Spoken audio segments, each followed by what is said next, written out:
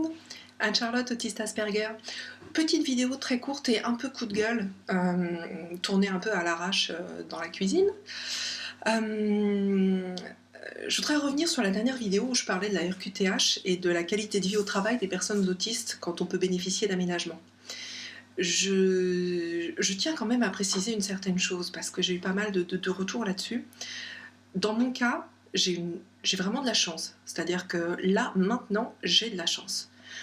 Je suis déclarée, j'ai un employeur qui est cool, qui me comprend, je travaille dans un milieu qui m'intéresse. Il faut vraiment bien comprendre que c'est pas le cas pour tout le monde. Et quand je dis maintenant, je suis dans un milieu sympa et cool, je vous rappelle que j'ai 40 ans, que j'ai été diagnostiquée seulement l'année dernière. Alors, sachez que j'ai quitté l'école juste après le bac. Ça date, hein, c'est vieux, du coup, je vous laisse faire le calcul. Et que dans ce laps de temps, c'est-à-dire entre le moment où j'ai quitté l'école et le moment où j'ai été diagnostiquée, où on a commencé à reconnaître mes capacités, mes autres capacités, on va dire, autrement que juste t'as le bac, t'as pas le bac, il y a quoi sur ton CV.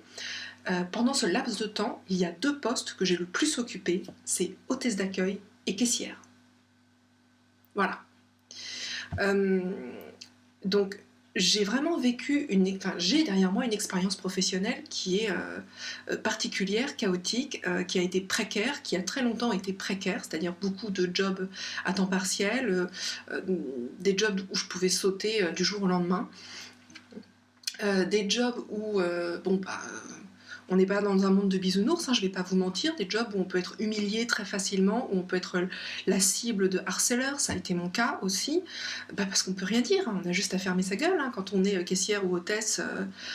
Rappelez-vous bien ça la prochaine fois que vous irez au supermarché ou la prochaine fois que vous rentrerez dans une grande tour de la Défense et que vous verrez une charmante demoiselle dans un uniforme très inconfortable, dans un tissu particulièrement désagréable à porter. Quand elle vous sourira en vous accueillant, souriez lui aussi, s'il vous plaît. Donc tout ça pour dire que si maintenant, à l'instant T, moi j'ai la chance de pouvoir être épanouie dans ce que je fais, je sais que je serai toujours précaire. C'est-à-dire que la situation que je vis, elle peut très bien changer du jour au lendemain. Et si demain, la boîte pour laquelle je bosse coule, je vais me retrouver de nouveau précaire et je vais me retrouver face à des employeurs classiques, c'est-à-dire des gens qui ne sont pas encore assez ouverts aux talents différents. Alors on travaille dessus bien sûr, c'est à ça que servent les vidéos, c'est à ça que servent les conférences, c'est tout, ok très bien, on met beaucoup de choses en commun, mais les choses n'ont pas encore, bon bien sûr ça mettra du temps à changer, forcément, il faut que tout le monde s'y mette un peu. Mais je tenais vraiment à faire cette vidéo pour pas non plus idéaliser les situations et pas pour qu'on se dise oh ouais c'est cool la RQTH machin. Non non non non non, on reste mine de rien en danger. Alors c'est le cas pour beaucoup de gens, hein. Toutes les personnes en situation précaire vont vous dire ah ouais mais moi aussi hein, je peux sauter du jour au lendemain. D'accord, mais moi là je ne parle que des personnes autistes en situation de handicap. Voilà, je vais me référer.